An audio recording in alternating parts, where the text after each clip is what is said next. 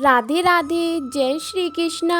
आप सभी प्रिय भक्तगणों को कार्तिक मास के द्वितीय दिवस की हार्दिक शुभकामनाएं एवं बधाइयाँ। चलिए सुनते हैं आज कार्तिक मास महत्तम अध्याय 2। भगवान श्री कृष्ण ने बोले, प्रिय, जब गुणवती को राक्षस द्वारा अपने पति एवं पिता के मरे जाने का समाचार मिला तो वह विलाप करने लगी। हाँ नाथ, हाँ पिता, मुझको त्याग कर तुम कहाँ चले गए? मैं अकेली स्त्री तुम्हारे बिना अब क्या करूँ? अब मेरे भोजन वस्त्र आदि की व्यवस्था कौन करेगा? घर में प्रेम पूर्वक मेरा पालन पोषण कौन करेगा? मैं कुछ भी नहीं कर सकती। मुझे विधवा की कौन रक्षा करेगा? मैं कहाँ जाऊँ? मेरे पास तो अब कोई ठिकाना भी नहीं रहा। इस प्रकार विलाप करते हुए गुणवती चक्कर खाकर धरती पर गिर पड़ी और बेहोश हो गई। बहुत देर बाद जब उसे होश आया तो वह पहले की ही भांति विलाप करते हुए शोक सागर में डूब गई।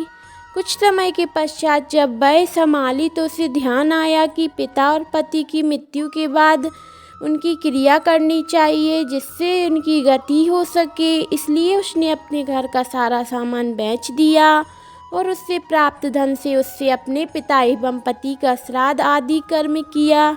तत्पश्चात वह उसी नगर में रहते हुए आठों पहर भगवान विष्णु की भक्ति करने लगी। उसे मृत्यु पर्यंत तक नियम पूर्वक सभी एकादशियों का व्रत और कार्तिक के महीने में उपवास एवं व्रत किए। हे प्रिय, एकादशी और कार्तिक व्रत मुझे बहुत ही प्रिय है। इनसे मुक्ति, भुक्ति, पुत्र तथा संपत्ति प्राप्त होती है। कार्तिक मास में जब तुला राशि पर सूर्य आता है तब ब्रह्म मुहूर्त में उठकर स्नान करने व व्रत व उपवास करने वाले मनुष्य बहुत प्रिय होते हैं, क्योंकि यदि उन्होंने पाप भी किए हों तो उन्हें स्नान व व्रत के प्रभाव से उन्हें मोक्ष प्राप्त हो जाता है। कार्तिक में स्नान, जागरण, दीपदान तथा तुलसी के पौधे की रक्षा करने वाले मनुष्य साक्षात भगवान विष्णु के समान हैं। कार्तिक मास में मंदिर में झाड़ू लगाने वाले, स्वास्तिक बनाने वाले तथा भगवान विष्णु की पूजा करने वाले मनुष्य जन्म मरण के चक्कर से छुटकारा पा जाते हैं। यह सुनकर गुणवती भी प्रतिवर्ष श्रद्धापूर्वक कार्तिक मास का व्रत और भगवान विष्णु की पूजा करने लगी। हे प्रिय, एक बार उसे ज्वर हो गया और वह बहुत कमज़ोर भी हो गई। फिर भी वह किसी प्रकार गंगा स्नान के लिए चली गई। गंगा तक तो वह पहुंच गई, परंतु शीत के कारण वह बुरी तरह से कांप रही थी। इस कारण वह शिथिल विथिल हो गई। तब मेरे भगवान विष्णु दूत उसे मेरे धाम ले आए। तत्पश्चात ब्रह्मा आदि देवताओं की प्रार्थना पर जब मैंने श्री कृष्ण का अवतार लिया तो मेरे गण भी मेरे साथ इस पृथ्वी पर आए, जो इस समय यादव हैं। तुम्हारे पिता पूर्व जन्म तो में देव शर्मा थे, इस समय में सत्राजित हैं। पूर्व जन्म में चंद शर्मा जो तुम्हारा पति था वह डाकू है, और हे देवी, तू ही वह गुणवती है। कार्तिक व्रत के प्रभाव के कारण ही तू मेरी अर्धांगिनी हुई है। पूर्व जन्म में तुमने मेरे मंदिर के द्वार पर तुलसी का पौधा लगाया था। इस समय वह मेरे महलों के आंगन में कल्पवृक्ष के रूप में विद्यमान है।